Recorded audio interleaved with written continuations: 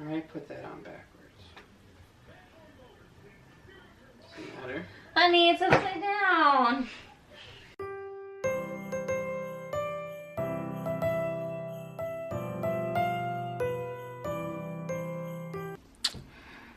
The change in Fishy's behavior since we got him a tank this big has been crazy. In just one day, he's way more active. I know it doesn't look like much, but before he never used to swim around even this much. And you can tell he's not very good at it because he's kind of awkward about it.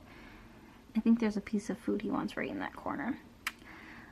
But he seems so much happier. Now he wants food. That's why Zach's trained him that when he goes in the corner, he gets fed. And so now if he sees you approaching, he goes to the corner. And it's really cute, but then Zach tends to overfeed him because he wants to keep reinforcing the behavior.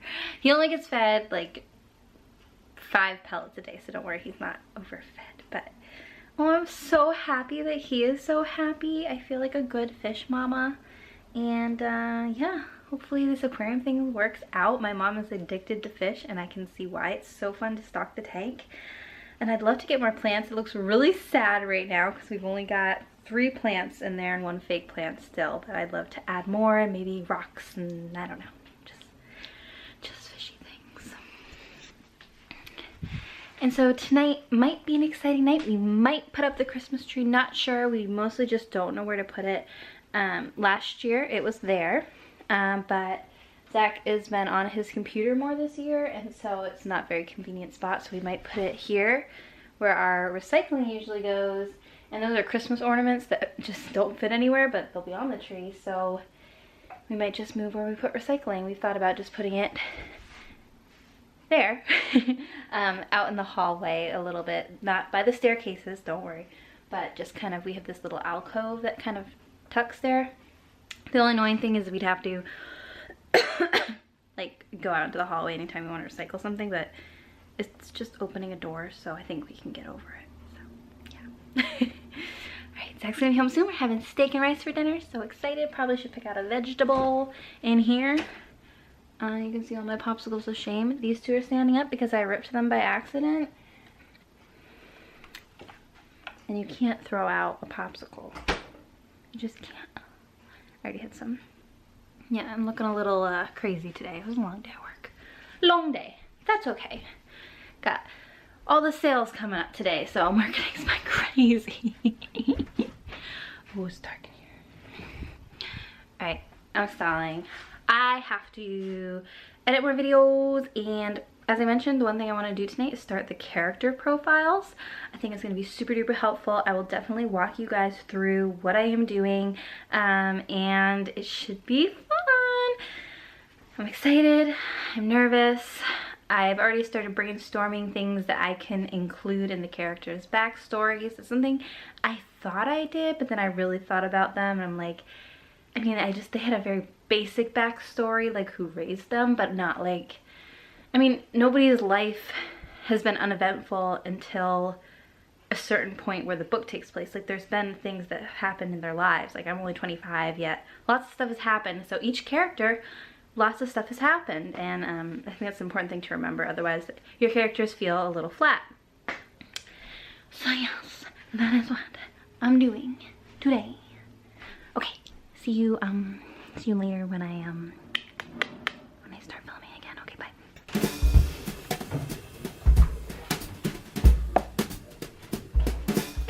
Another year gone. Now we continue our Christmas tradition and try not to get frustrated with each other. I think it's better this year.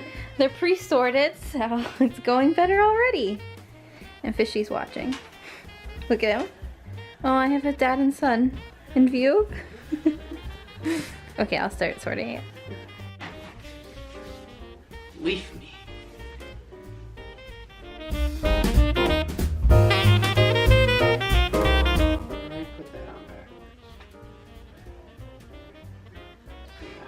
Honey, it's upside down.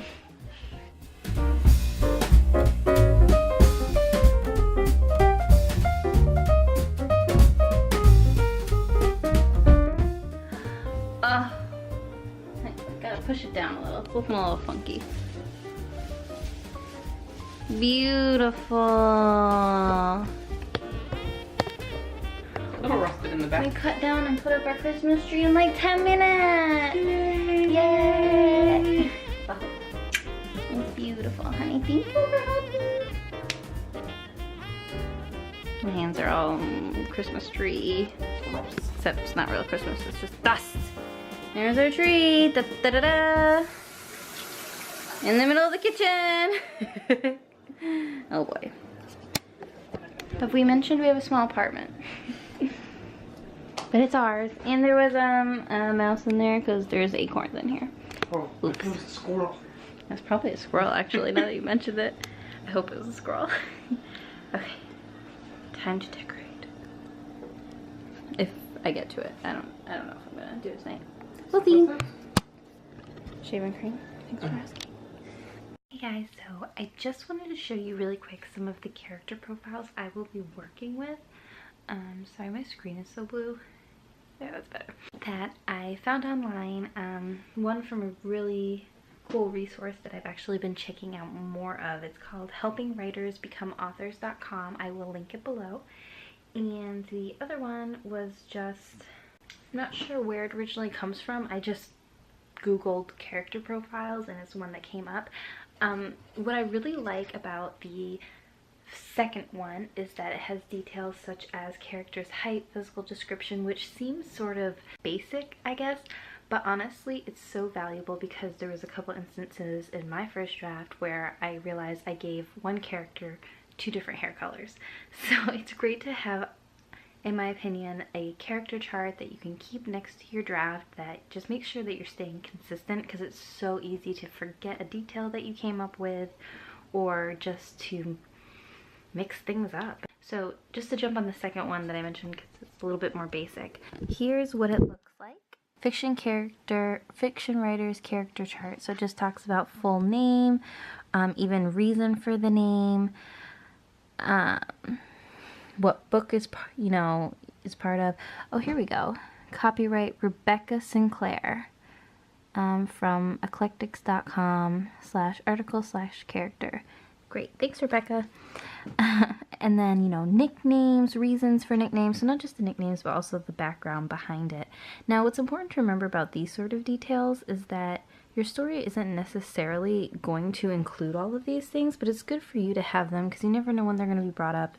And it just gets you to know your character a little bit more, The secret with any good novel is knowing more than you put in, right? So, and here's the other one. The thing I liked about this is that it's more about getting to know the personality and background of your character.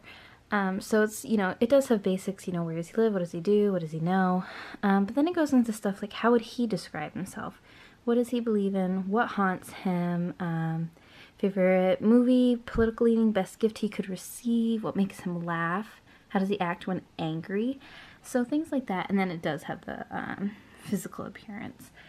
And this website also, they had another article I was seeing, and it was like 100 questions to ask your character, and it's definitely a lot, but once again it's really valuable if you're like me and kind of struggling to really develop a strong background for your character, which I'm not struggling, I just realized I haven't really done that for all of my characters. I've done it for the main ones or the ones that I'm most attached to, but even some of my side characters I haven't done it for, and it's super important to make sure you do it even for the side characters, just as developed as your main character, because otherwise they're going to feel superficial, flat, they're going to feel like a side character, when in reality everyone is just complex as everybody else. So that's just sort of my little tip there. And one thing I'm also doing tonight is finally diving into this book I bought from Barnes & Noble